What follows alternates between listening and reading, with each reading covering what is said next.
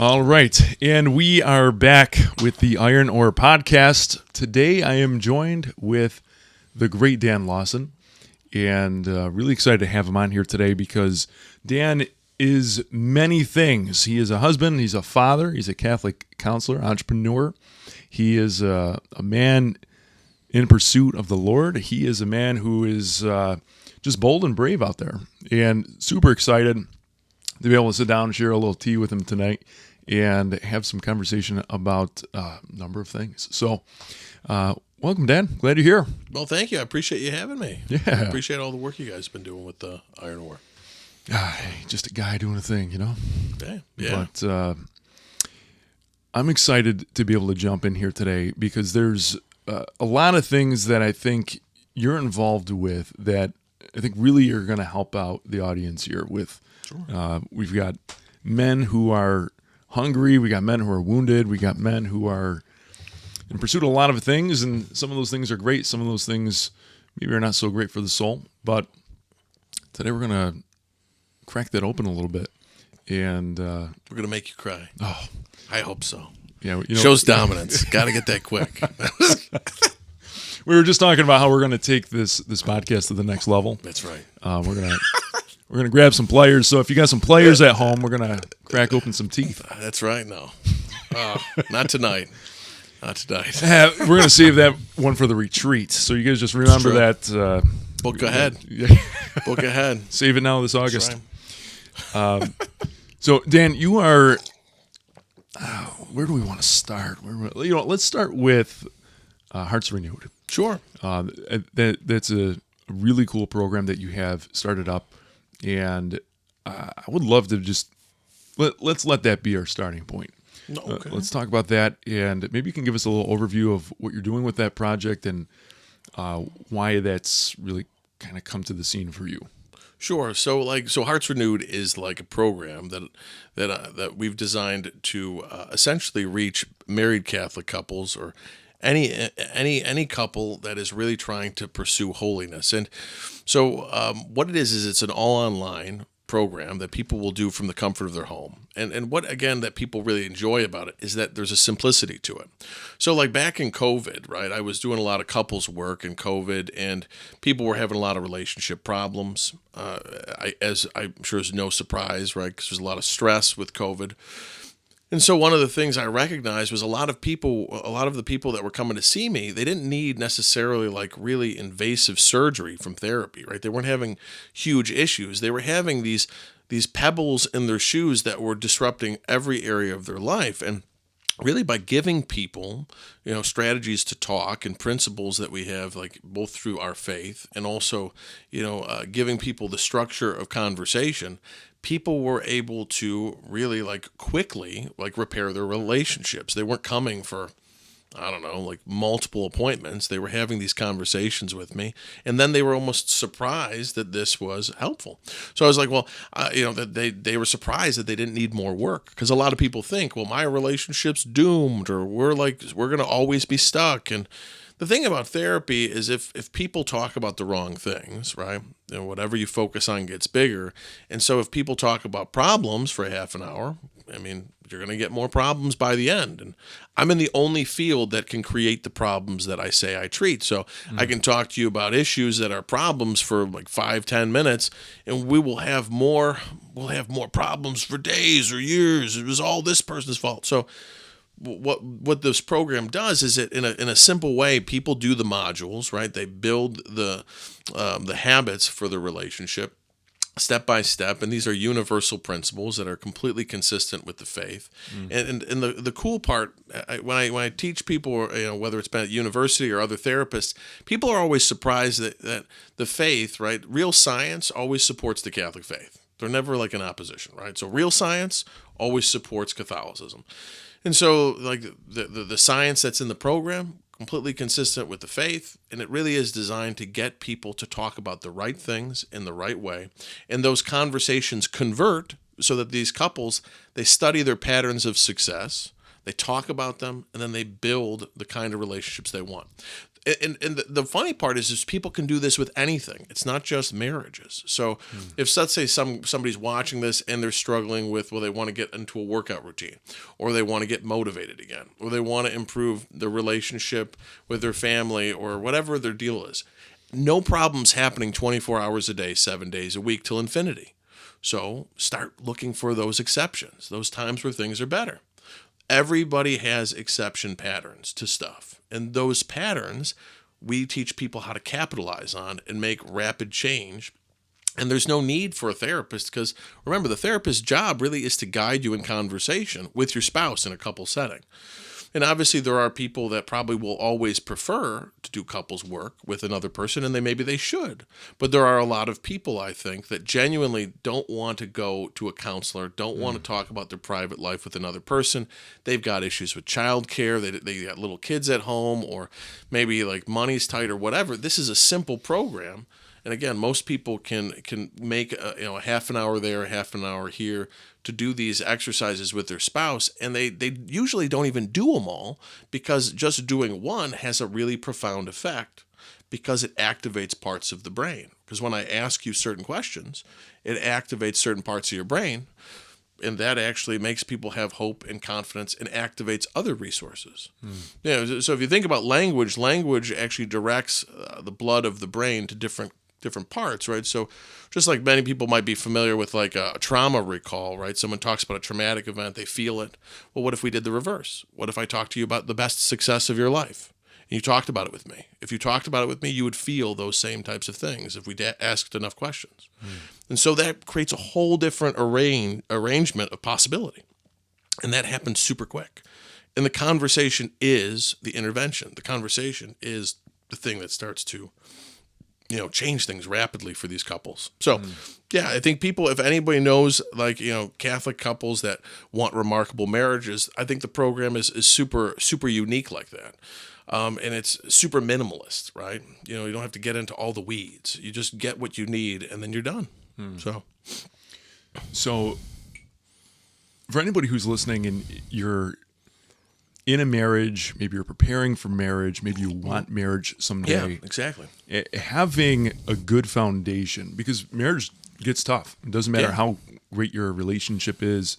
There's always going to be a storm on the horizon. There's always going to be something that, you know what, you can expect to have the challenges in your marriage and your life. You have to be prepared how to walk through them. So I haven't been through this program myself. I'd actually like to take Ani through it and check it out. We'll hook you up. Yeah, for sure. Yeah, we'd love to do that for you. Yeah. So I'm excited to be able to dig into that. Yeah. But for those couples that might be spinning their wheels right now, maybe they don't even recognize that something is off, or they're at that point where they're like, oh, we need counseling, we need that type of thing. How would you encourage somebody to take a look at their relationship and say, here's how you put a spotlight on these maybe breaking points? I don't know what are some ways to introduce the conversation of needing this in their life or desiring it? Well, I think there's a couple things. I think for most of us, right? So people don't resist change. They resist being changed, right? So the way we want to approach people always is trying to figure out, like, well, where are the pain points in our life, right? So for me, like, if I think about this, which is, this stuff applies to me as well, because I'm a married guy. And one of the big things is I look at, like, where do I get frustrated? Or what is it that I hear my wife is frustrated with? And then I got to ask myself, well, what do I want to be there instead? And that's the big thing. What do I want to be there instead? Because about 80% of, like, problems in marriages, believe it or not, like, this is according to research done by John Gottman, and he's like the relationship expert out on the West Coast, is that about 80% of marital issues are unresolvable, right? So then what the heck, right? And so really, like, the goal of conflict, because conflict happens in marriage, is to figure out a level of understanding. It's not even resolution. My spouse is a mystery, right? So I have to kind of be curious. So the program teaches people how to have those conversations in particular, right, in the nature. But if you're trying to get people like stirred up to think about this, is start being excited about what it is that you do want. Start thinking about what you want to be there instead. So instead of saying, you know what, I don't want to fight with my spouse, or I don't want to be bored at home, or I don't want us to feel like roommates. Well, what do you want to feel instead? Because a lot of times people talk about their situation, but it's like trying to add zeros, right? You know. Interesting. Yeah. Okay, so if you're trying to fill in that gap of what do you want in that place, what if you don't really have an answer for that? What if you feel like, hey, maybe you've been wounded, and you don't feel like I don't know what I could put in that place. So how do you navigate through that? If those wounds are there and it's preventing you from even looking at something that was nice, or maybe your imagination's shot.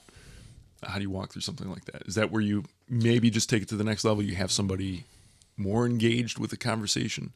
You could. Well, I mean, if we're talking about one of the big things, if there's like people out there and they're thinking, well, how would I even present this to my significant other? Or how would I even want to present this? The first thing you want to do is you always want to kind of like increase people's level of confidence, right? Mm-hmm. By really making sure that you know what's good in that person and reveal that to them. Not because you're trying to sugarcoat things or sweeten them up, but because you need to relax people. If people aren't relaxed, they don't receive information very well. And usually the hardest things for people to talk about, the two hardest things for people to verbalize are what they feel and what they legitimately need. Most of the time when I talk to people, or you talk to people in your intimate relationships, we say things that are like our needs, but the other person hears them as criticism, right? Like, why don't you ever take out the garbage? Well, that's a legitimate need, right? Why didn't you do that? But the need may not have anything to do with the garbage. The need might be to be respected or for you to be considerate. I have no idea. But that wasn't what you heard. You heard you're a terrible person, right? Do you know what I mean? Right. And so if people are thinking about this, if you want to relax the people that you're trying to suggest this program to, first start to see what's good in them, and then try to imagine what is the shared goal. Like, I know you want us to have, you've talked about wanting us to be closer. I know you want us to improve our romantic life. I know you talked about you really want us to have more peace at home, or you've been telling me you've been stressed, and I know you want things to be better.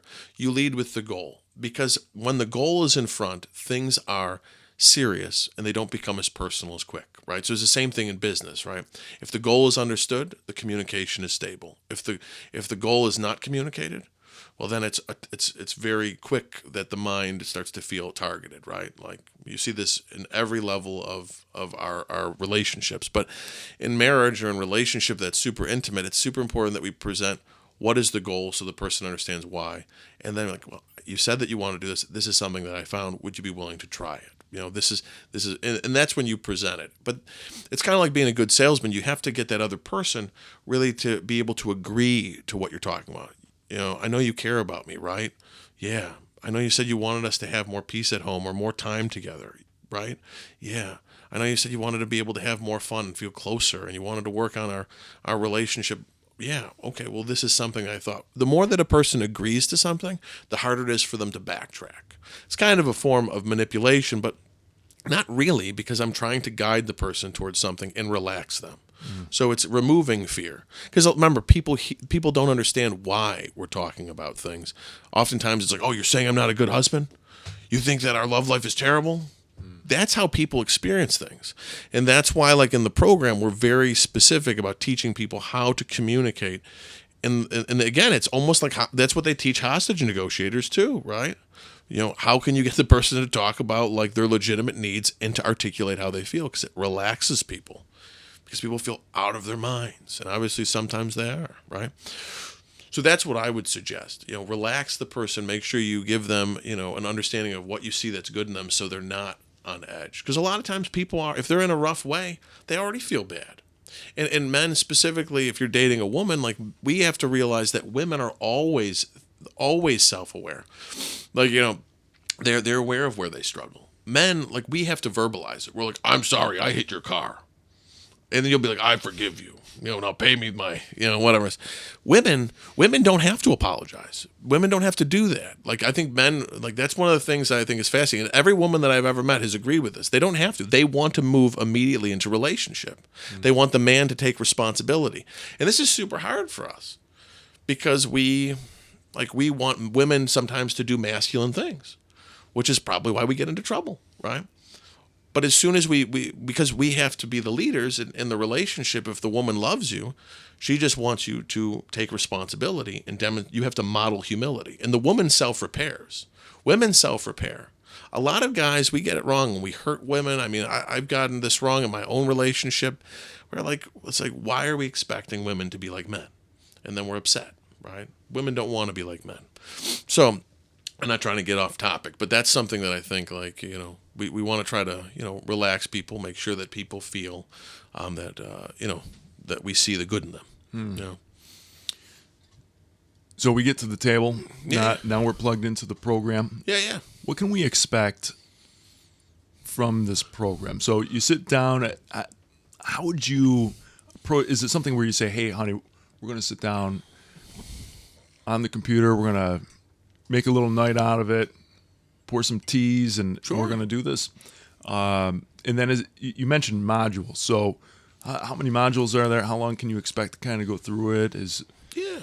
How does the conversations work? What's the ins and outs of the program? Well, I mean, what the program does is essentially there's like 3 different kind of modules, and what it's designed to do is in the beginning give people foundational aspects. So let's say somebody is like a newly married couple, or maybe even an engaged couple that wants to actually be prepared for, like we said, for marriage. Those people, you're going to get a video. The videos are usually like about 10 minutes or less. Sometimes they're way shorter, depending on the concept. Sometimes the more important concepts are actually shorter. And then you'll be given a series of, like, you'll be given an exercise, usually conversation with your spouse, or your to essentially walk through this.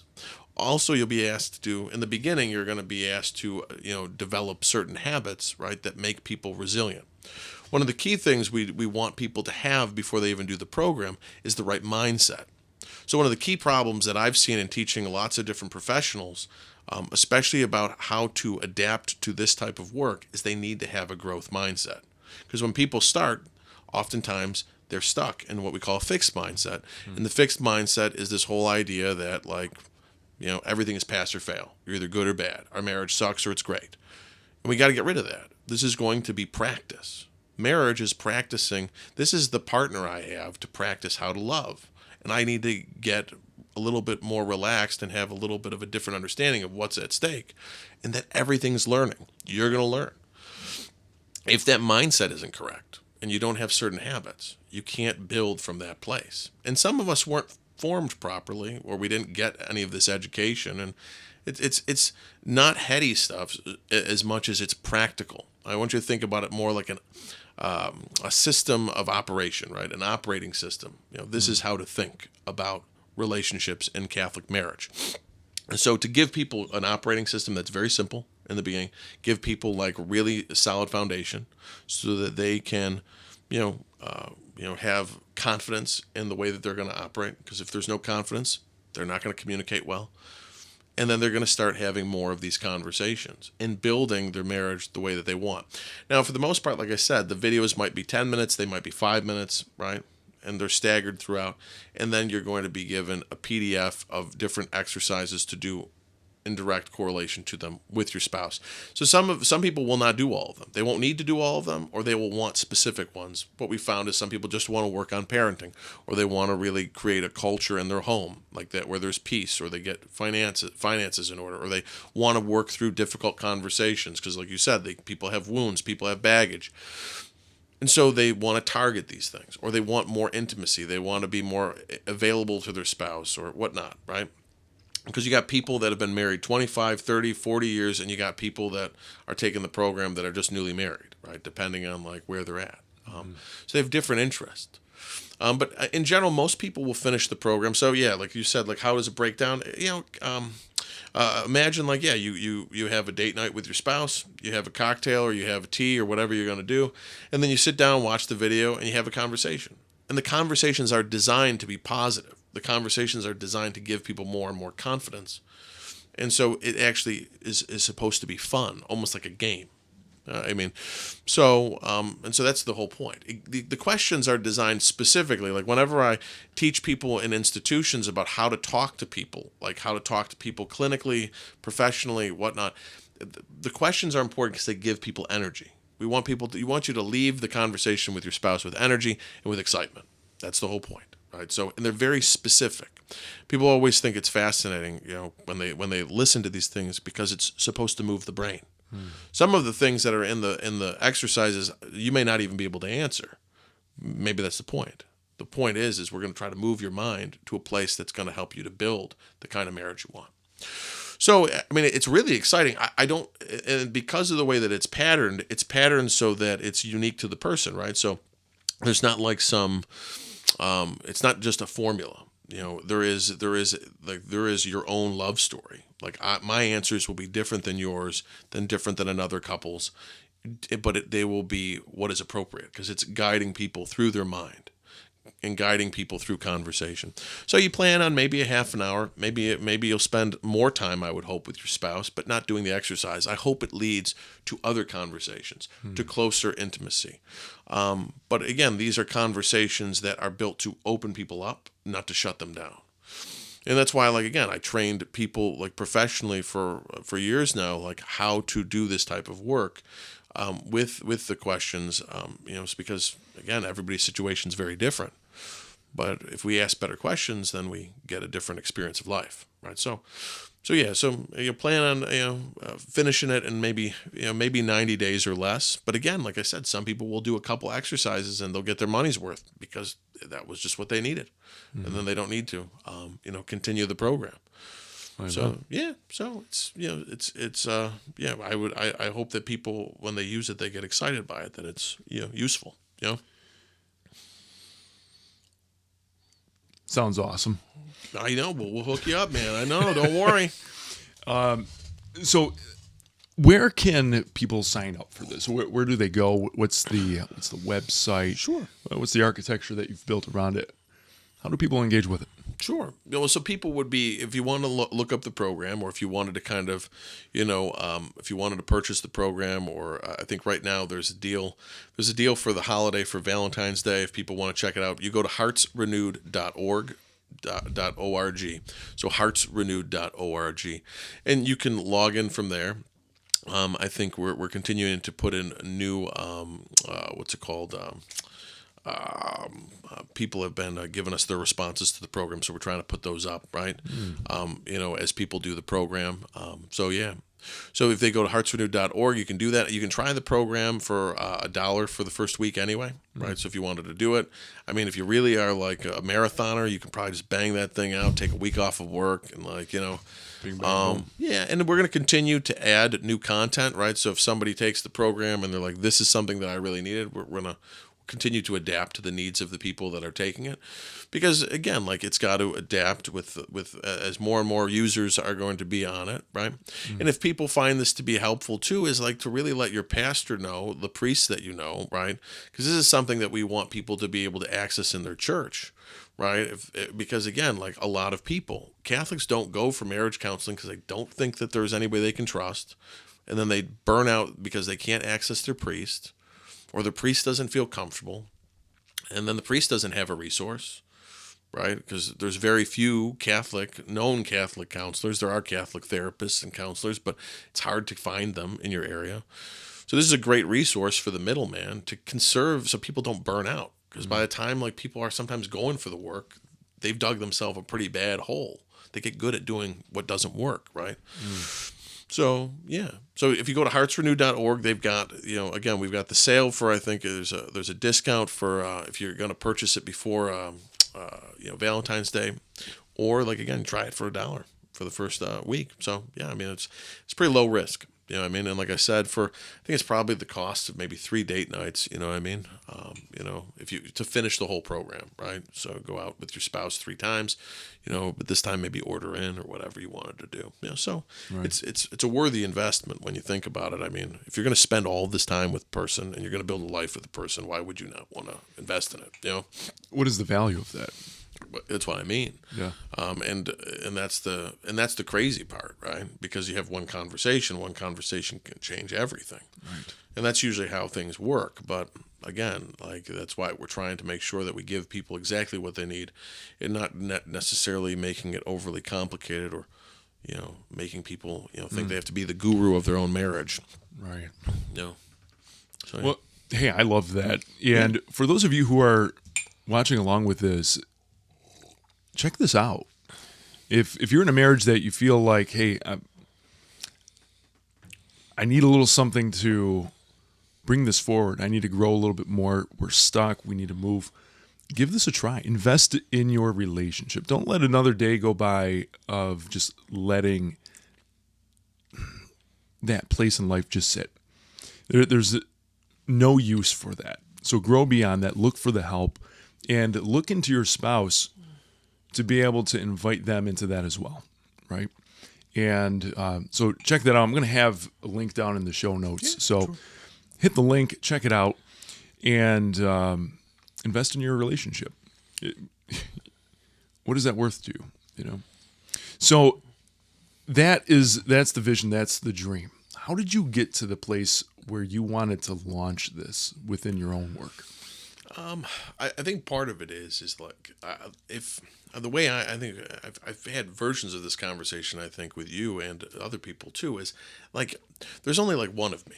And essentially, like as a person, right, the work that I do, if I meet with one couple, I can only reach one couple. But if I do this, I can diffuse what I've got. I can give this information to other people. And some people are going to really benefit and want to share it with other people. And years ago, I mean, my big thing was like, I never really anticipated really doing this specifically, but this kept coming up in the work. And I kept on getting exposed to all these different variations of how to work with couples and families. And for me, like I want to deposit this someplace. I mean, ideally, like I want to continue to compile stuff so that this information can be accessed. Because I don't think there's anything specifically like this out there. But I guess everybody would say that. But the reality of it is that this was something that I didn't think was available to my clients, and I felt like if I don't have it available and nobody's done it, I might as well just create it. You know what I mean? Just like it becomes an extension. So this becomes a resource. That was one of the reasons why I did the podcast too, because it kept coming up. People were talking to me like, why don't you do this? Why don't you do this? And so I'm like God is consistent, right? Because he's the truth. And I'm like, okay, I'll do it. But it's a good way for me to kind of I think I've said, generosity kind of gets rid of fear. It's like, okay, if people like it, if they don't like it, whatever, but I'm going to continue to make this offer to people because there's certain people, they would never come see me clinically. They would never want to come see me clinically. This is a lot safer.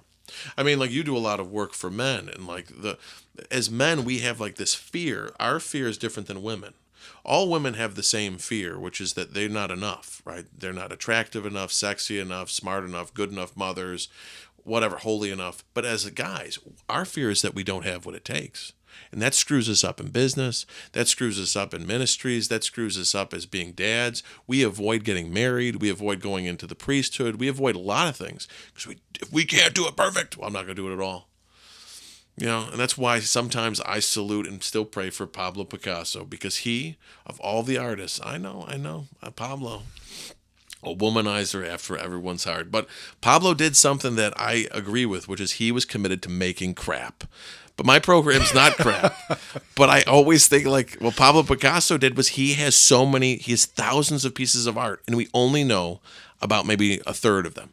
So that means like 2/3 of his works of art are in someone's garage, right? Because he was trying to get better. And so for us as guys, we get afraid, and then like we don't show up. We don't show up, and we don't take the step to, call the therapist or, reach out to the priest or, start the business. We avoid that stuff. We worry that we don't have what it takes. And that's why, again, this is also because men need to lead their families back together. Women do not want, in many ways, to be responsible. They don't want to be men. They don't want to be, That's what I want to see. I would love to see more men say, I can do this. I may not want to get involved with some wackadoo who's going to give me some kind of shrinkology about my relationship and ask me about my mother and father's relationship. But I can do this. I mean, it's like guys can build a shed. They'll build a shed, but you're not probably going to put it in an in-ground pool. You're probably not going to do your own addition. But I can put a bike shed together. We can even fight about how to put a bike shed together. We might even think it's fun. So this is like the bike shed mentality. Like, you can do this. This is a little bit of work. And I think but I think we need to kind of, like, as men, like, we need to kind of be aware of the fact that that fear, it's there. And sometimes it kind of jacks us up, you know? Yeah. And that's something I talked to a number of the guests who've been on this podcast, is that fear that can really be crippling. Yeah. And so what do you do when you're stuck with that fear and you're intimidated to get out of it? You're not feeling like you're good enough and you're just sitting on the sidelines. How do you get out of that? Well, I think that's a loaded question, right? So I want to know what the other people said. No. Well, what I would say, like what I've found fascinating is, I would say that, like, there's a mentality, right? And we talk about this even in the program, because it is such a big problem for men especially, is we have to callous the mind. We have to get used to the idea that things are uncomfortable. And, we have to kind of condition our mind for chaos, right? In my mind, right? So for guys, like, we have to kind of get rid of the comfort mentality. And I think a lot of guys, like, because if you live in the United States of America and you can pay $6 for a coffee and you don't have to walk to work, your life is probably pretty easy, okay? Comparatively, right? Because most of the world lives on under $1 a day, right? Most of the world powers their house on the electricity that runs your refrigerator. That's pretty insane, right? So, but they do it. And, but we have a comfort level that's unprecedented. And so if we start doing things that are uncomfortable to become more virtuous, and I know you guys have promoted Exodus, and a lot of guys do that. Well, what happens is my mind is familiar with the fact that life is hard. There's none of this, like, illusion that it's going to be easy. And I get, like, a higher threshold for difficulty. I get used to the fact that my fear is there. And instead of it kind of crippling me, eventually I just get to be aware of the fact that I'm on the edge, right? I'm on the edge. And so I have to go. The cool part that I learned about this, though, is the more that we engage in the environment that we're in by doing difficult stuff, it changes the relationship with adrenaline and dopamine. And so, like, for those of you, your audience, or for you guys that, like, are fans of David Goggins, that's what they discovered about David Goggins' brain. It just works different. Like, his brain literally goes after stuff that could kill him. Stay high. He's like, well, I mean, you got to pray for David. He's, I don't want David, please don't show up at my house later today and be like, we're going to go. We're going to It's time for a run. Your pond is frozen. Get in there. But I mean, he operates differently, right? He operates differently. So, and so he pursues the things that are difficult, but I think that's, as guys, we have to have confidence that comes not from outcomes, not from, like, I can't control what you think about me. I can't control what my wife thinks about me, but I can make sure that I did ... today. Did I get up at a certain time? Did I pray at this time? Did I follow up with this stuff? I want to dig into that a little bit. Yeah. So with the hard stuff that has been in your life, right? How did you get to this place where you have instituted that, right? Where now you can talk about that and say, hey, you need to callous the mind, right? So what brought you through the hard stuff? What hard stuff did you have to get through that cemented that, sure, that really anchored you into that? Like, I have to get stronger in this. Yeah.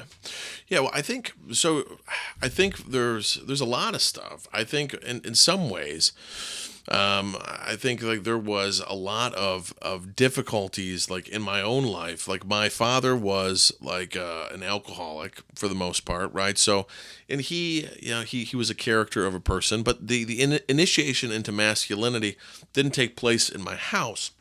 And so, for a lot of my younger life, like, I was, like, a lot of it, like, I felt ashamed, and I would get, I was, like, prone to either, like, self-destruction in various ways. But I think, like, the big thing was that these self-destructions kept shutting me down. And I found lots of ways to escape from all of that stuff. Some of it was not as bad. Other things were more bad, like being violent, or different substances and things. But I think for the most part, like, I just discovered that every time I did all these other things, every time I never thought about who I wanted to be. And I kept on getting off track with that and getting more and more upset and more depressed, right? Because it's like, well, and since there was nobody to initiate, like give me some direction, I was very blessed to have many men show up that God put in my life. But I think I got very familiar with like this, this idea that like, well, nobody's necessarily coming to save me, right? And so I became, and I think what was really in some ways a pitfall was like I just became very self-reliant, which it's like, well, I'm not going to trust people in certain ways, partially because I didn't do things that were I would even trust myself, right? If you know a lot about yourself that you rather not know, it's kind of unpleasant, right? But that's the journey of self-discovery, right? I'm doing that podcast. No, I'm just kidding. The journey of self-discovery. Took mushrooms in Walmart. Great job. It's the cheapest vacation you ever took. That's a Joe Rogan episode. It probably is. I think he's covered them all. He's on all the tours. But I think, but the self-reliance, I think, like in a lot of ways, it crippled me because I would not let people help me, but also I would not do the things that I needed to do myself. And the anxiety got so bad. And over the course of my life, I've had so many more.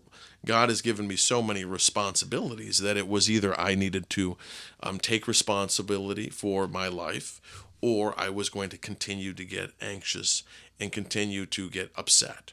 And so I found, I guess when I think about the through line in my life is this idea of, in the beginning, being incredibly irresponsible out of anger. I would say that that's one of my core things is anger.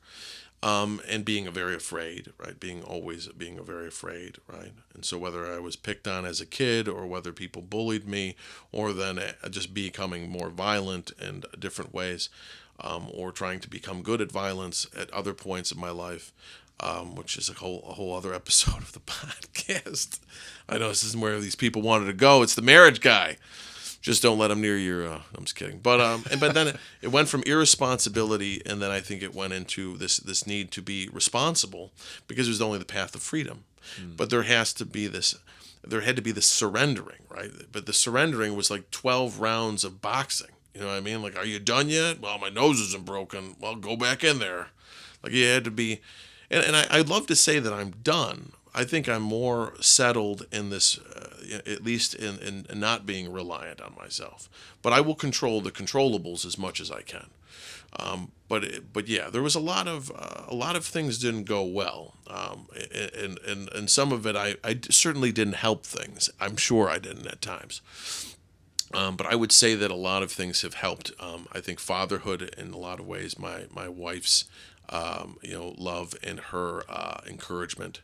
I mean, I wouldn't be here tonight if my wife wasn't like taking care of things. I mean, you wouldn't be here tonight if your wife wasn't taking care of things. Think about that, right? Yeah, to our wives. That's right. Yeah, it's true. You know, there's so it's. I think in a lot of ways God puts you with people that will, women wake men up. And so I think my wife in a lot of ways woke me up to how much of a king baby I was too. Even though I wasn't like a complete disaster. I had to figure it out eventually. I can't say I've ever heard King Baby before. Well, I'm sorry. No, I'm here for it. I can't wait till I get that T-shirt. Hey guys, next up on the Righteous Go store is going to be King Baby shirts. That's right. As long as I get 20%. Oh, there's a share here. There's a we have the renewed hearts on the back. Well, hearts renewed with the logo on there. Counterintuitive. At least you know what role you are, guys. Don't be King Baby. Don't be like me. King Baby. Well, but I mean, I think that's something because we end up being like children. Like I still think I struggle like that. Like I'm like, oh man, I'm doing childish things again, and it's not. But it's always when I'm irresponsible. I'm blaming somebody else. It's always the red flag for me. As soon as I blame somebody else, oops, it's over. So I encourage guys, whether you're at work, whether you're a single guy, whether you're a coach, whether you're a business owner, as soon as you start to blame other people, your wife, your kids, the bank, the president, whoever, you start to lose your agency. You'll start to empty your confidence because you're not being responsible. And it doesn't mean there aren't bad things. It just means that, you're not measuring what you can control again. And you're going to feel like King Baby, So taking a step back to maybe that early marriage, Yeah. maybe even engagement. Sure. Did you find yourself really having to measure up with this during that period of time, or like I have to make some adjustments? In terms of like, Yeah, just trying to really regain that responsibility in your life, or even maybe take hold of it your first time. When did that really start clicking in? And how was that early marriage, maybe even preparation? How did that give some churn to that? well, with the early marriage, I think in a lot of ways, I remember like having like a young daughter, and then and she was very good as a baby. For the most part, like she was very good as a baby.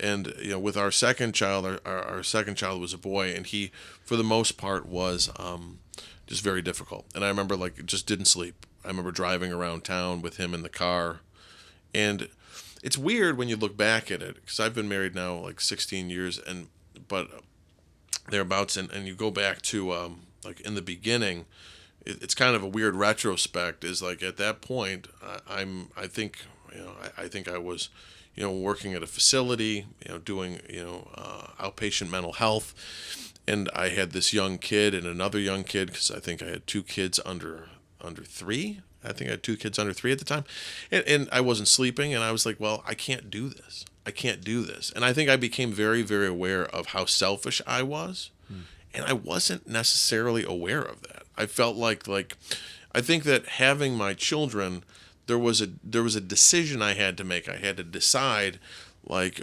what kind of father do I want to be, and I was just very aware of the selfishness. It also helped me to be very compassionate for my father because I realized how easy this whole thing is to be very selfish. And I even told my wife this a couple weeks ago. I said to be a good man, to be a good father and husband is incredibly hard. It is incredibly hard. And it is maybe somebody's mastered it. I have not. But it takes like an intense level of discipline that I think it's very, I don't think that we live in a world that does not create men that are immediately conditioned for marriage. I feel like we create, I would say myself included, we condition our young men to be boys, right? They're boys. And we talk about it. Like women will say, well, this is the boy I'm dating. Well, why is he a boy and not a man? Like that's a huge problem, right? You don't want to marry a boy, so you just told me you don't want to date this guy.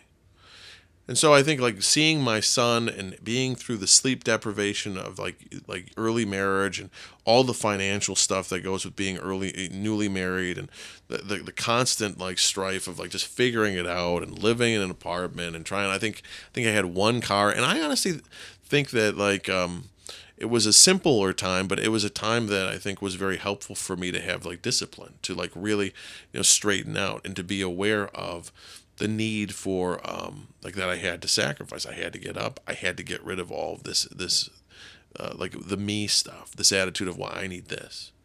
It also is like where a lot of like the evolution into positive discipline came for me, like where I wanted to see like what people did that gave them the energy like to actually be present, because I didn't see that done very well.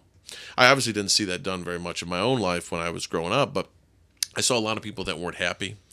Everybody in the facilities that I worked, all of the people that worked and did mental health had significant problems personally that I saw. Their marriages didn't work.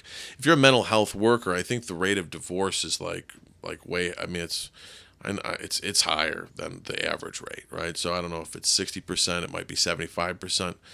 If you're a mental health worker. So you'd think that the experts in marriage would be, or the experts in relationships would do better, but the truth is that they study problems, and so you can get depressed. So that's a big reason why I do the work I do. I do it very differently because it has, sometimes for the professionals themselves, it's too dangerous, right? I didn't want to ruin my marriage by doing it the way that I found was unhelpful for me. So yeah, so that was a big thing though, was just getting straightened up where it's like these kids need me, this woman needs me, and I'm a child. And I think that with every child that I've had, I think I've had to grow up every time. And I'm like, well, but it's very hard. I think most men, like honestly, like they will say being a good father and husband is hard. It is not like some easy thing. And it takes discipline. Like you have to die. Right? This is the way you're choosing to die. And it's very worthwhile and it is life-giving, but you have to figure out how to put life in yourself, how to do disciplines that give you energy. And again, like that's why a lot of this stuff, like you'll see even the things I'm talking about go into the program, because if you don't have energy, you're not going to have a romance with your spouse. You're going to be exhausted roommates that are just kind of like fumbling or just trying to pay the bills or fighting about weird stuff, but not feeling close. Like it can happen. So, but yeah, so that was a big wake up though. And then, like I said, I get a gut check every time I get another child comes. It's like, oh, well, are you grown up yet? It's a good assessment. So you've had 7 chances to grow up. Yeah, I've had seven, the Magnificent Seven from was it the Clash? That was the song that I play for my kids now, right? If you haven't played it, that's my kid's theme song, right?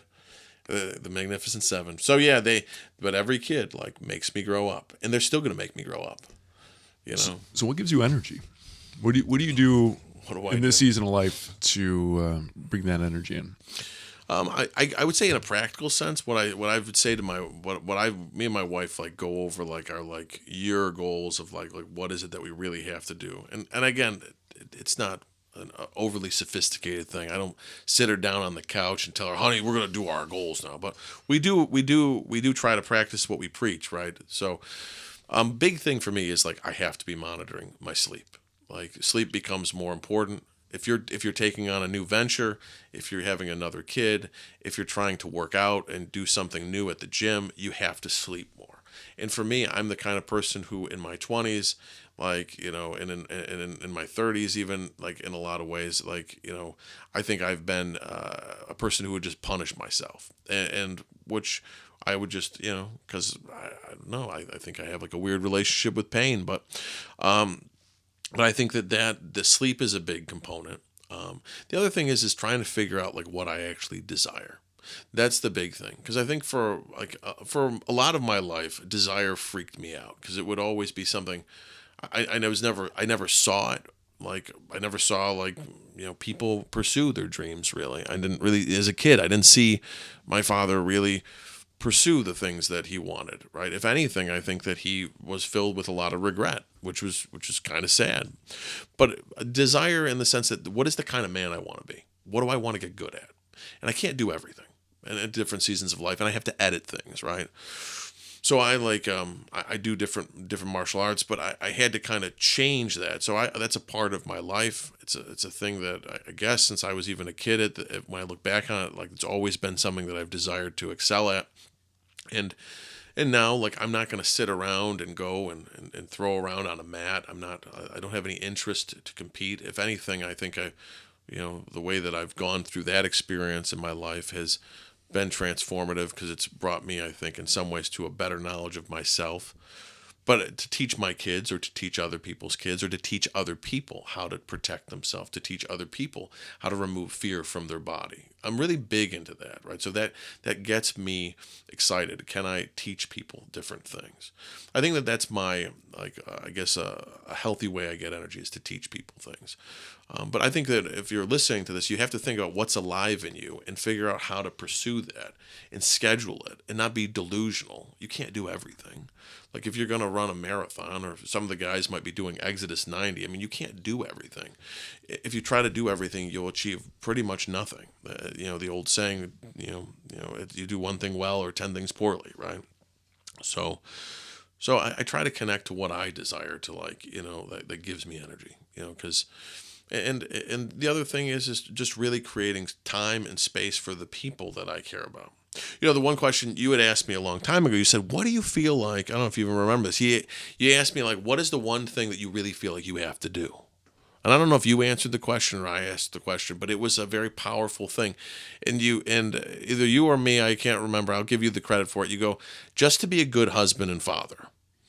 Just to be a good husband and father. There's nothing else that I really have to do. Right? We don't have to do another episode of this podcast. I don't need to kind of go and create another business or do another thing.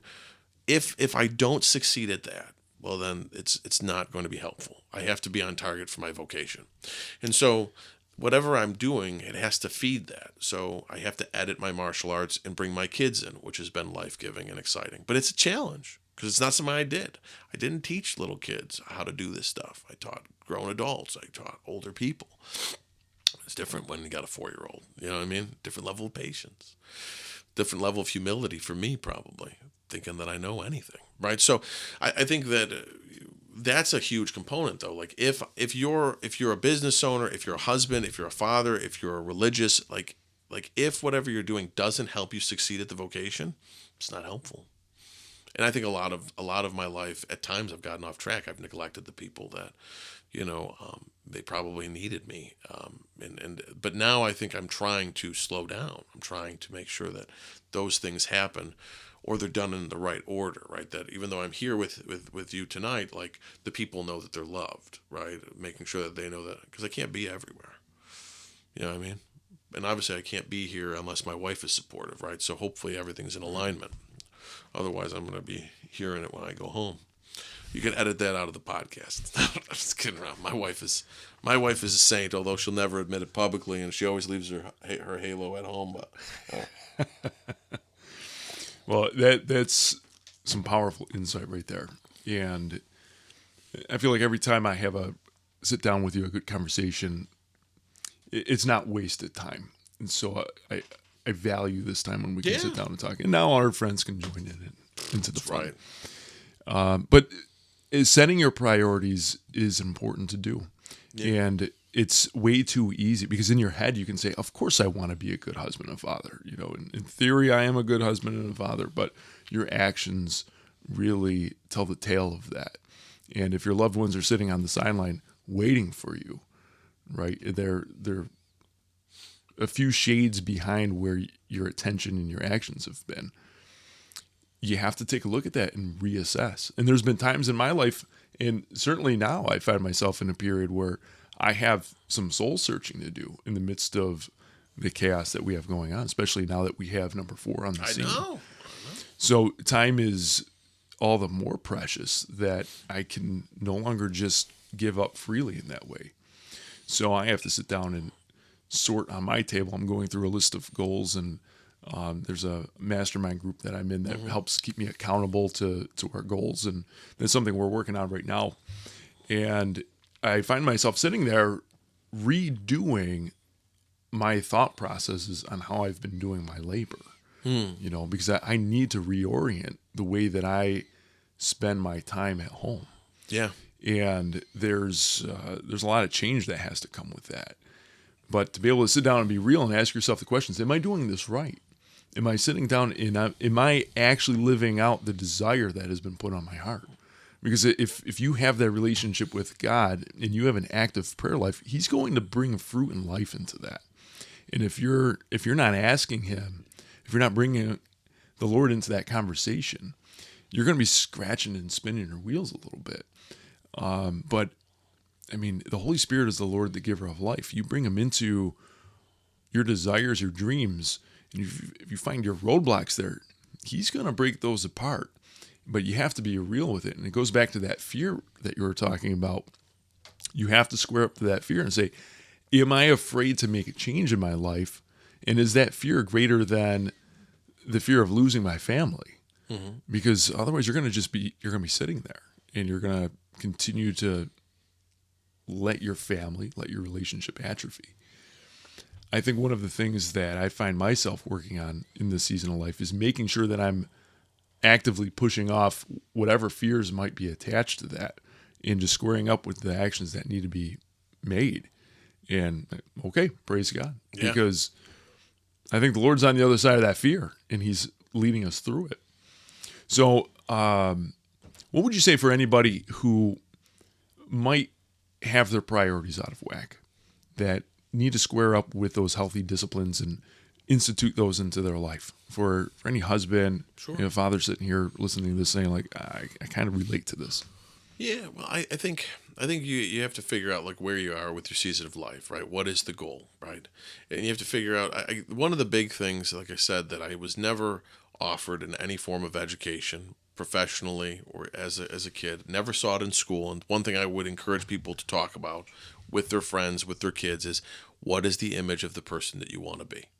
And if you're a religious person, in terms of if you're a priest, if you're a single guy, if you're a married guy, well, you have different states of life. And so you have to figure out, like, well, what is it specifically that I'm trying to accomplish? What is my role, right? Because then, like, based on that, you have different things that you have to do.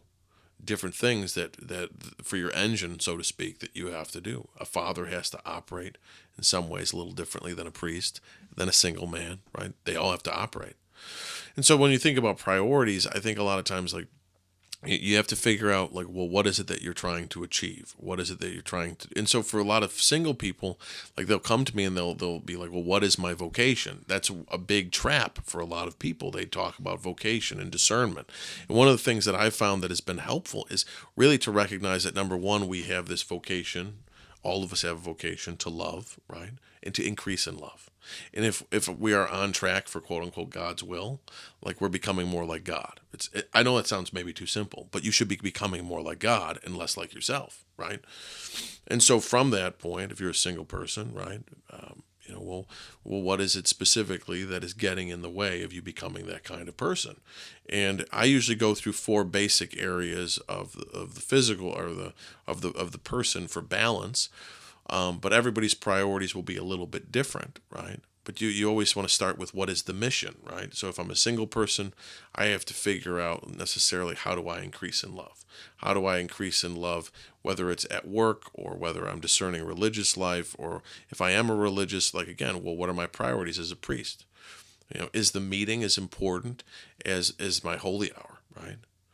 As a married man, is football more important, or my time, or my free time, or video games, or whatever, is that more important than time with your spouse, or time, sleeping, or time at the gym? I don't know. I mean, you have to think what's going to actually feed your goal.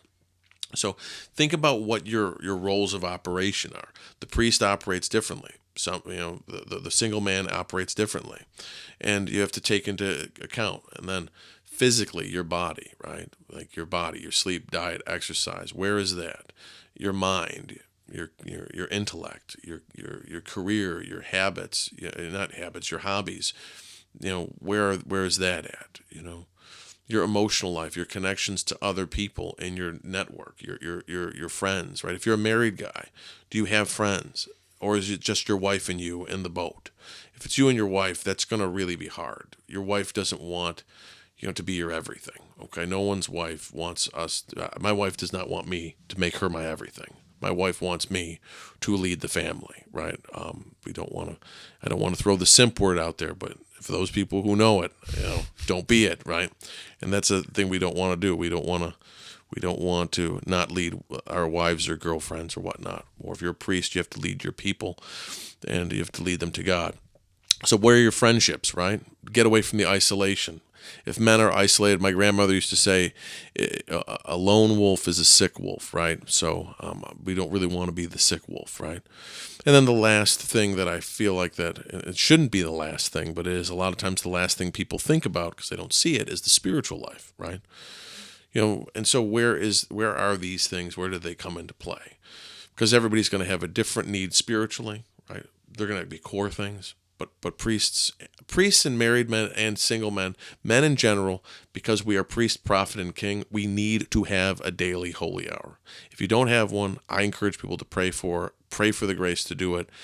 I try to keep that. That is a practice that a friend of mine, Peter Howard, he was very big into that and conveying that a couple years ago, that the need for a daily holy hour, because the power to say what God wants you to say has to come from the time with Him. And the devil doesn't want you to spend any time with Jesus. He doesn't want you to spend any time with the sacraments. Those are his 2 rules. As long as you don't go to the sacraments, as long as you don't spend time with Jesus, he's okay. Fixate on your kid, fixate on your boss, fixate on your business. Just don't talk to Jesus. So, but the spiritual life, what is the need there? Your relationships. If you're a married guy, you need to spend time with your wife. Your wife needs to also be protected and have her own time where she doesn't have to just be wiping kids' bottoms and giving baths and trying to, like, get 2 hours of pounded sleep with some, some sleep medication or whatever's going on. I don't know how women do it. I really don't. I mean, that's so, but we have to kind of look at like what are the priorities based on our state in life. And usually it's built around where we're called to sacrifice, right? So as a priest, you have a specific form of sacrifice. As a married man, I have a specific form of sacrifice. I'm not going to be. My job isn't to be, building business after business after business, or, to go out and minister to the sick. Like that's not my call. Like I can't do that. Like and leave my kids. That would be irresponsible. So again, priorities have to be able to be matched up to: is this loving and is this responsible to my state in life? And if you find yourself irresponsible, like I said, you're going to find yourself anxious, and you're going to find that something's out of whack. So that's the question. Is this really responsible to spend 2 hours on video games when your wife just put your kid down and now she's on her phone and you haven't talked to her in a month? Well, maybe that's time. You know what I mean? Is it responsible to sleep in when your buddy asked you for the last 4 weeks, come to the gym with him on Saturday, but you blew him off and said that, or whatever? Again, because we're going to start losing sight of the people that God wants us to be. And so, we need to kind of be, working that out. But I think that for many of us, priorities are not thought about, and sometimes they have to be sometimes played with, or how they get operated. Right? There might be a season when you can't go to daily mass all the time, or you might not be able to have the holy hour in the same way, or you might not be able to go out on a date night once a week, right? Because that's just not going to be feasible. I mean, I a lot of my date nights with my wife are at home. We just have to kind of imprison my kids. I'm just kidding. They're not really in prison, but I have to partition them off and be like, and they're okay with that because they're their own little gang. So they just beat each other up for like a little bit. And no, but we have to do it at home. We just have to like edit our life, right? Because I'm not going to be going out. I mean, it's stressful. Like sometimes these things, if we do them wrong, it creates stress. So, I mean, and again, like I think that it's a really important thing though. Yeah. Yeah. Because it's all not important. It can't all be important, That's the track. That's the trick. Everything's important. It's not. Yeah. Absolutely. One of the things that I'm reminded of in the midst of this conversation is when I found myself really hungry for more of that discipline and taking responsibility, and that came as a young father. I was freshly married. We were pregnant with Izzy, our first one. And speaking of Exodus 90, we did an episode on Exodus 90, but that kicked my butt into shape. But the hunger was there first. I was looking for a challenge that was going to get me focused and rebuild my discipline and my priorities. And I had to have a strong why in the midst of that conversation of, what is it that I need, and like what is my want with that, and the desire of that, especially being freshly off the sacrament of marriage, and now we're expecting the baby. Like I knew I needed to be better. I knew I needed to take more responsibility in my life, because now I have this life coming in that I have to take care of. Yeah. And fatherhood was something that really triggered a lot of growth and change inside of myself that I wasn't prepared for. I thought I already had it. I thought I had a level of it where I had things in motion. I could handle it. I was like, I got this. I can do this life. I can function a lot in this and a lot in this, and I can put this and that. But as soon as we found out that fatherhood was on the menu, and I saw it coming. I knew it was a hope for marriage. Like, hey, of course we're going to have kids. But as soon as we found out, hey, this is real, that triggered something within me that something had to move. Something had to change. And I couldn't explain it at first what I was hungry for, but I knew that a fire had lit on my heart. And now I was in full pursuit of it. And I looked at a couple of different programs, and I was like, I don't think that's it. I don't think that's it. I'm like, that's not really connecting. But when I was introduced to Exodus, as soon as I saw the lineup and I saw the amount of ascetic disciplines that were there, I was like, okay, that's intriguing. But then I saw that there was the brotherhood component of it that was really important, of having good men in your circle that you can travel this with. And on top of that, you had that faith component that really dug deeper. And included in with that was your daily holy hour. And so that actually really radically changed my prayer life of making that space. And that was a challenge to kind of get into first because I'm a youth minister. So at the time I was praying throughout the day, so Sure. it just, you always felt like you're just rotating through different prayer and whatever. But to actually sit down and take a block of time, Mass is helpful with that because you're focused in at that time. But when you have a holy hour with adoration, when you sit down with Scripture, and it's uninterrupted, then there's a lot of clarity that comes with it because you start to listen to where God is actually calling you into. And when I would say maybe the first month of that program was a lot of adjusting, a lot of growth, and my why became really clear of knowing I wanted to be the best husband and father that I could be.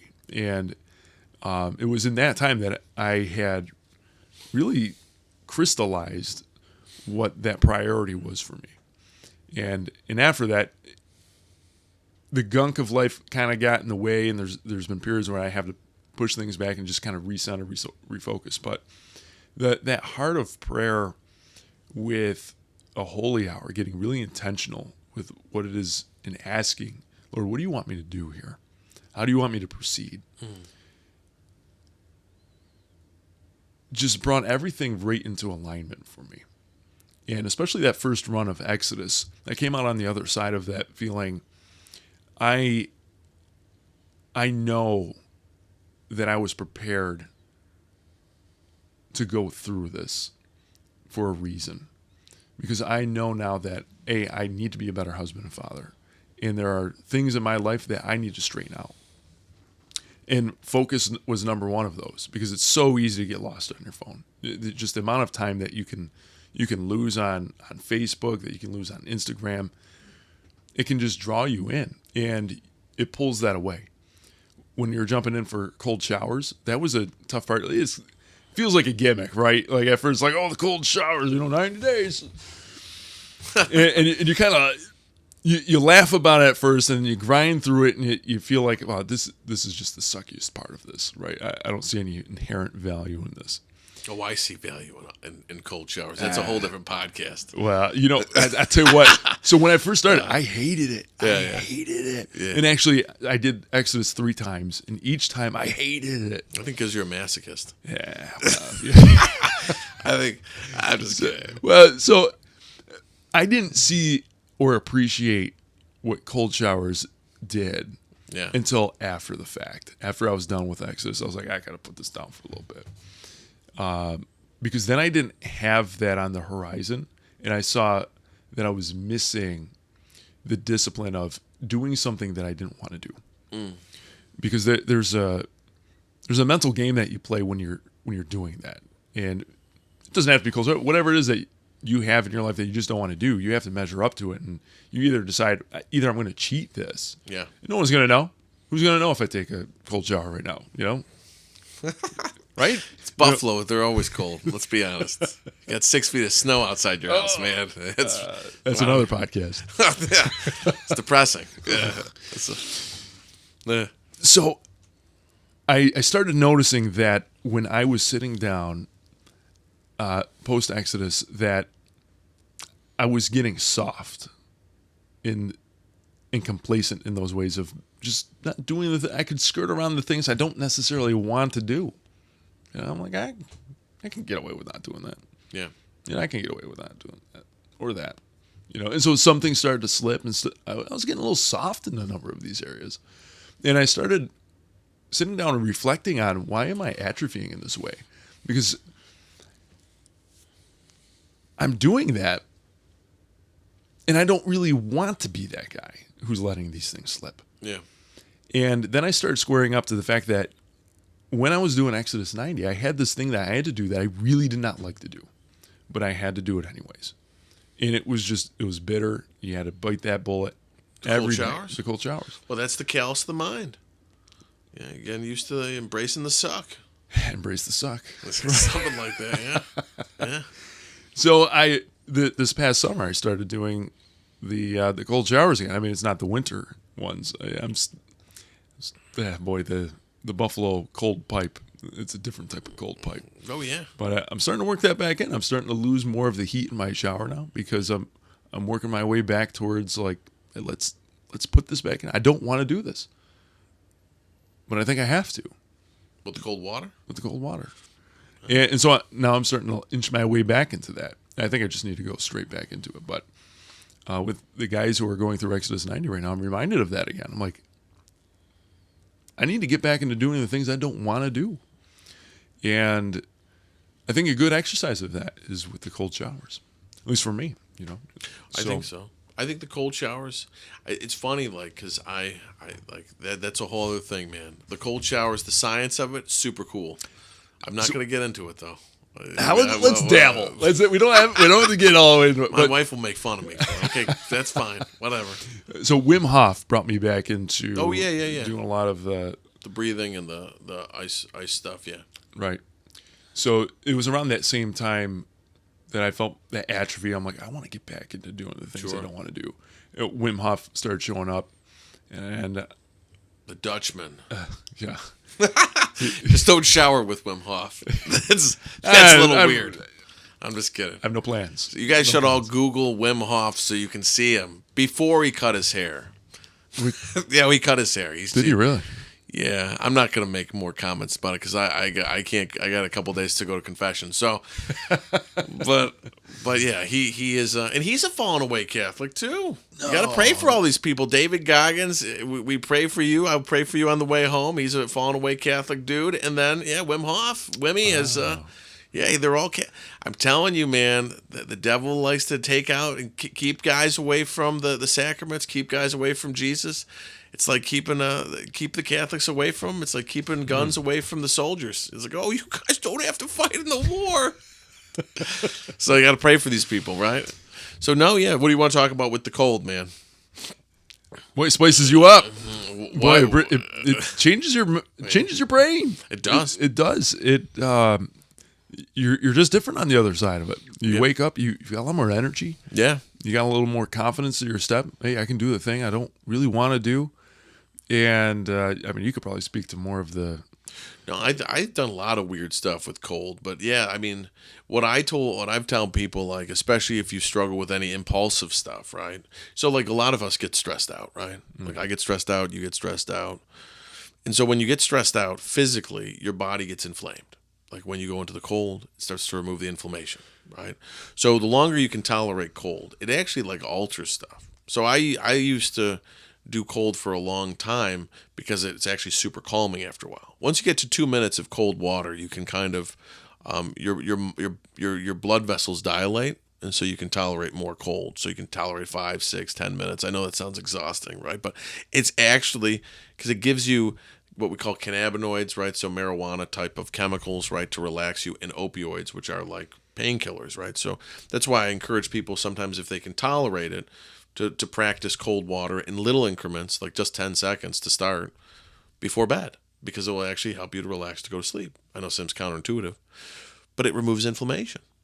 And so, but I like, if you have any impulsiveness, like whether it's you struggle with an addiction, you struggle with anger, you struggle with any kind of temptation, the cold water over time removes the inflammation response and really really reduces it to a degree that's very manageable. It doesn't get rid of temptation, but it definitely makes it way more tolerable because you're so used to being uncomfortable. It's super weird, but it changes the mind. It also starts to repair the dopamine in your brain that you lose from playing too many video games or watching pornography or struggling with drugs or whatever you got into that gave you dopamine that you shouldn't have been probably getting dopamine from. Well, now the shower starts to help with that, right? The water does. But you can't do it if you're pregnant. So you can't do it you shouldn't do it if you're pregnant. You shouldn't do it if you are you got heart problems. So you shouldn't do it if your doctor says no. Or if you have seizure disorder, that's the other thing, right?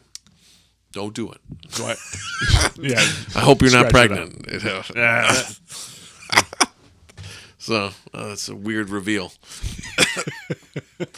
yeah, I'm still postpartum. Oh, okay. Well, it's too touchy. So I deal with a lot of inflammation. Ran through this thing with wheat. Yeah. Wheat, it's not a gluten thing. I test negative for this. Celiac stuff or the Yeah, no, I'm okay with that. There's another strain intolerance. within wheat. Okay. Because I test okay for gluten, but there's something else going on with the wheat that was throwing me off. So I get a lot of inflammation. Starts through my spine, up my neck, gives me migraines, and it's a big problem. Well, recently found out it's an American wheat thing. The non-GMO stuff I can actually eat without any issue. Wow. So imported from Europe, boom, I'm eating pasta again. What a change in life, man. Wow. But when I was really flaming up from my problems with wheat, the cold showers were actually super helpful with that. Yeah. And it lowered it down. It could be a little more nimble. Definitely helped with the headaches, that type of thing. So the health benefits, yeah, they're wild. nice. They're nice. Yeah. I mean, it's hard getting there. That's why I say little increments. But I loved when I did Exodus, like, because I did Exodus, and then I just said I'm just gonna have another baby. I'm not doing so. actually, my wife had the baby, and so I don't know. Maybe I should just be doing Exodus like for the next. I think I owe her like 6 Exoduses at this point. You've got 7 kids. That's 7 Exoduses. Well, maybe she's just gonna. Maybe she just punch me in my sleep tonight and just we'll call it even. No, I have no idea. So no, but when you do those types of things, I think one of the great things that they give you is an encounter with your pride and your weakness. Like that was what I was like. There's points where you're weak, and you just have to really get honest with where you struggle and what do you actually want. Right. And I think it's good as a gut check. I think people have to have, and I think that the program continues to advance to really present guys with it in such a way that it becomes more palatable and makes more sense. Because I think ascetics is something that has been, in a lot of ways, the Catholic Church, the Roman Church, really hasn't promoted for a very long time outside of monastic tradition.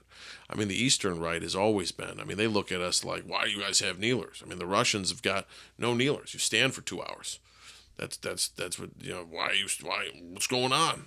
I asked a Russian priest one time, like, how come you guys don't have kneelers? He said, it takes 2 hours to stand in place to even think about God. And I'm like, oh, okay.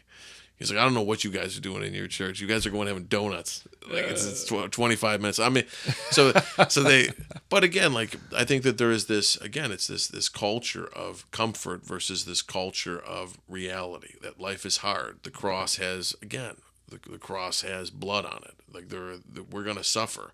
And I think we got to get used to, you got to get used to suffering for the right things. A lot of us are suffering for the wrong things as men. And that's something I think that we have to get better at, because we burn out, but we don't burn out because we love our kids or our wives, or we're not even doing things we like anymore. We're like being entertained to death or being plagued with competition till we just can't deal with it anymore. We're miserable dying at 70, or trying to make more and more money for no reason even. Like I said, like it's madness sometimes. So, we got a ways to go. But I think Exodus is helpful. It's helpful for a lot of people to encounter, like, where their points are. Where do you need to grow? And like you said, you get what you need. Whether you learn that you need friendship, you learn that you need a holy hour. I think the more you approach it, though, is trying to get at the disciplines that are going to give you, again, the things that are going to give you the energy, give you the resources to be the kind of man you want to be, then that's what you need. You need to kind of go after that. I always liked the fraternity of that. Those guys that I did the group with. The accountability is a huge thing. Mm-hmm. So yeah, that's a big strength. Yeah.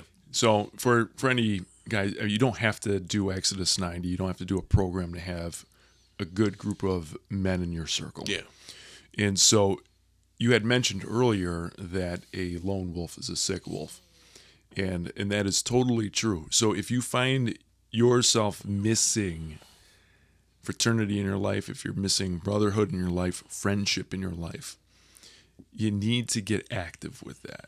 You need to be able to find that and bring that into your life, and surround yourself with good men. And maybe you don't know where to find that, but church is a great place to start. Yeah. Initiating the conversations with maybe some old friends that you've had, that maybe you've grown apart, maybe life has just gotten in the way a little bit. Rekindling that a little bit could be helpful as well.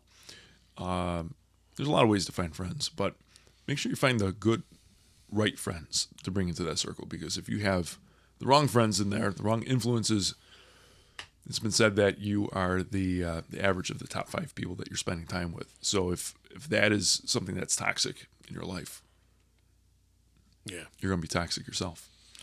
It's true. Well, I think for guys that, as you're saying that, like, it goes back to that desire too. As guys, like, we do better if we can find events or experiences. Mm-hmm. Like, I know you guys do retreats and you guys have all these ministries, right? Especially for men. It's a lot easier though. Like, think about what you want to do, and then be around other guys that want to do those things too. Because even if you have one guy that likes to run, or one guy who likes to lift weights, or one guy who likes, you start to build relationships based on mutual interest and experiences. But I think a lot of times we struggle as guys with having communication. We have to go and look for experiences, and that's hard. So, I mean, like, because we're so bent on competing. You know what I mean? Men compete with each other. It's kind of a weird thing, right? I mean, that's one of the things that I remember. I had an encounter with a guy, years ago who was training me, and he's like, do whatever you want, like on the mat, right, with wrestling, and he says, do whatever you want, and so I did, and then I ended up in the worst break in my life, where he could have just tore my shoulder out, and he goes, you lose, and I go, why do I lose? He goes, you lose because you trying to win. He's like, I win because I don't compete. You know what I mean? There's no competition. He was trying to survive. It's a completely different. There's no game. Jesus is funny because Jesus doesn't compete either.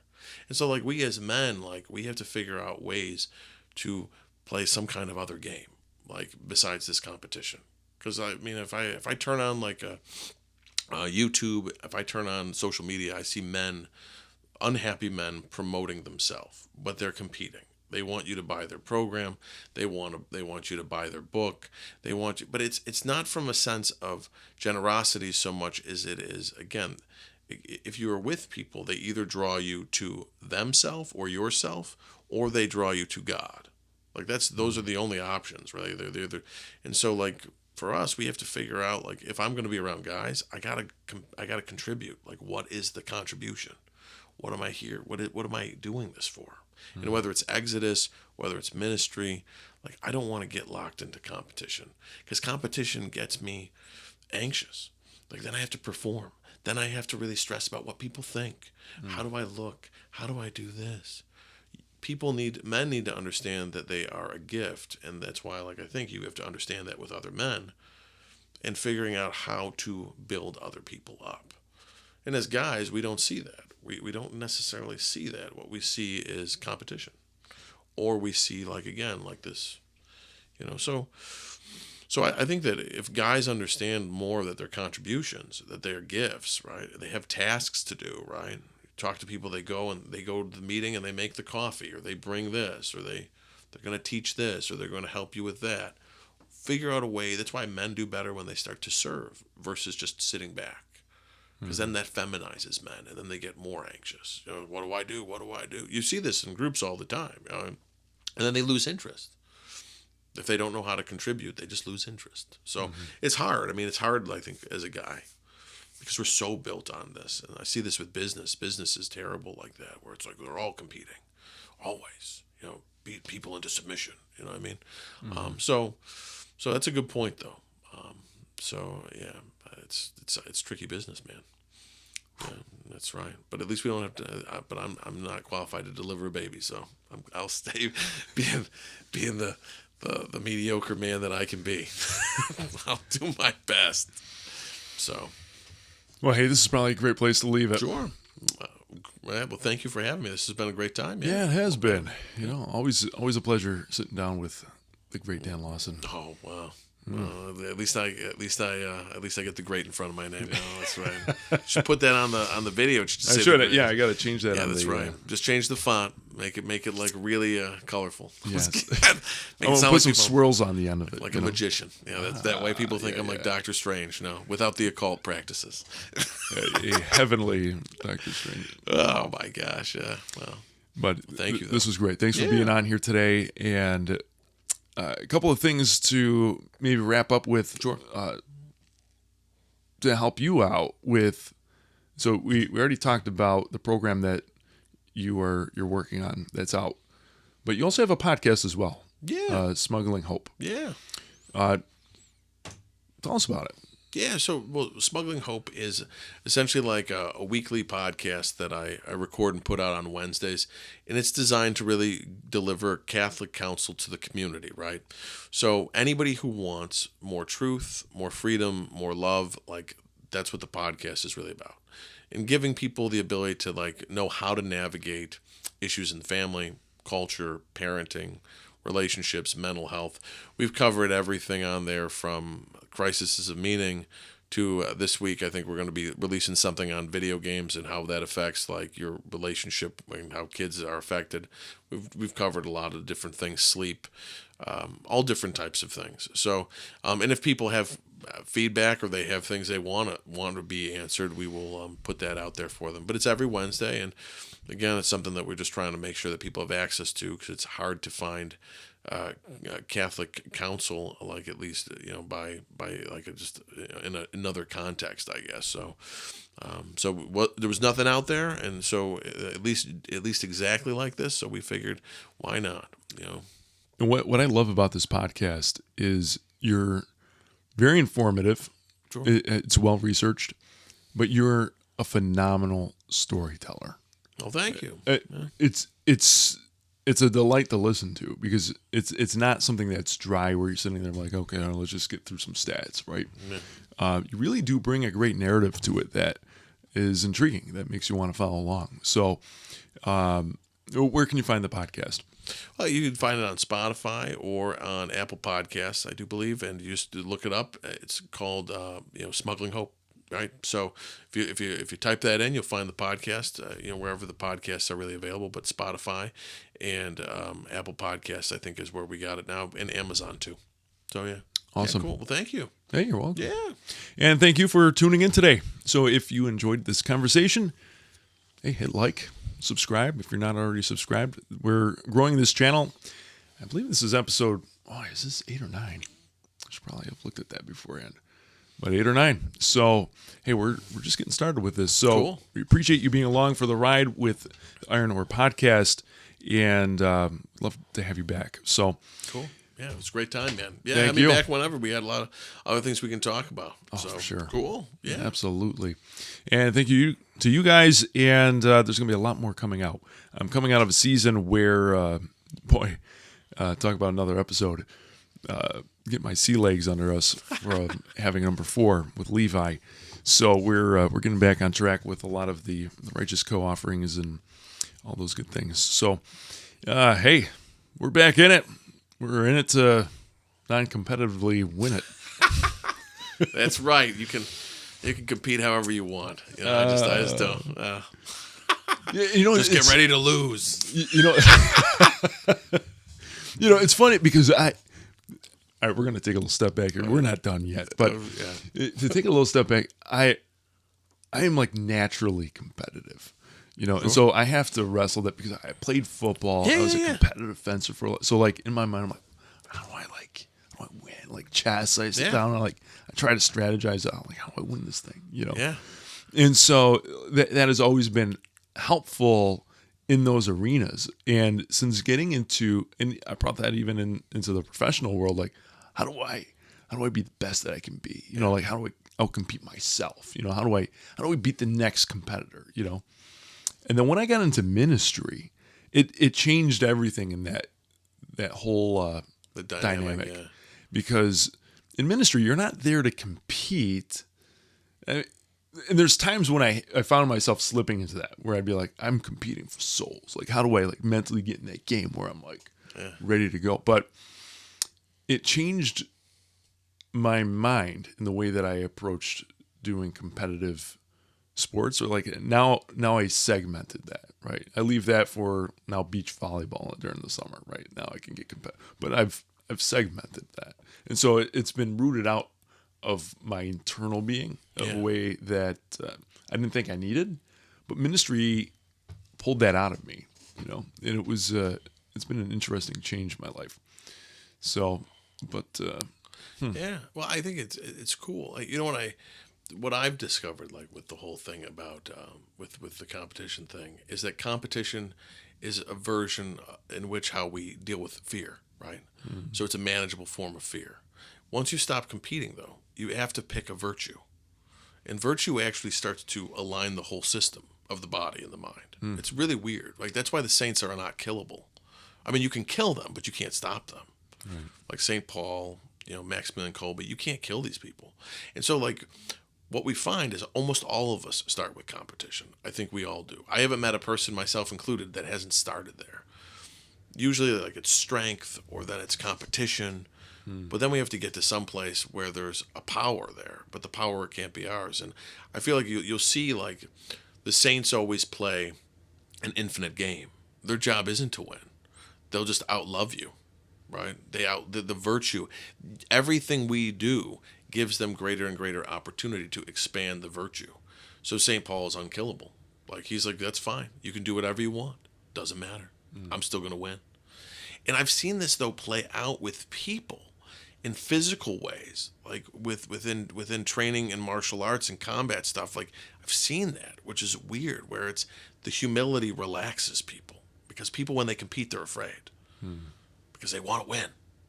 What do you do when you can't win? You lose. Well, but you also start to, as soon as you move out of competition, you move into friendship, right? Like, right. So it removes the fear, right?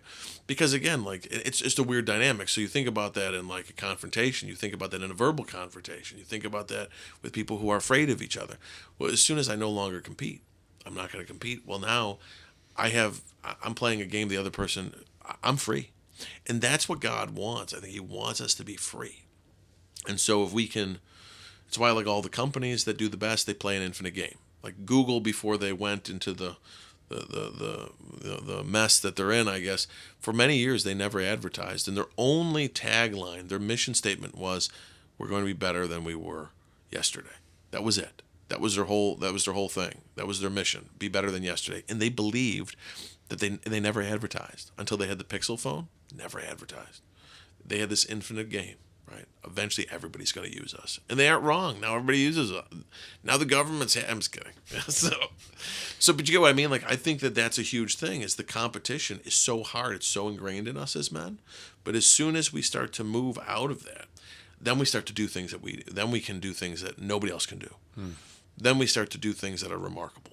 And I think that that's what we need. We need remarkable businesses. We need remarkable people that can operate to remove a lot of the fear from our world, because we have to have virtuous people.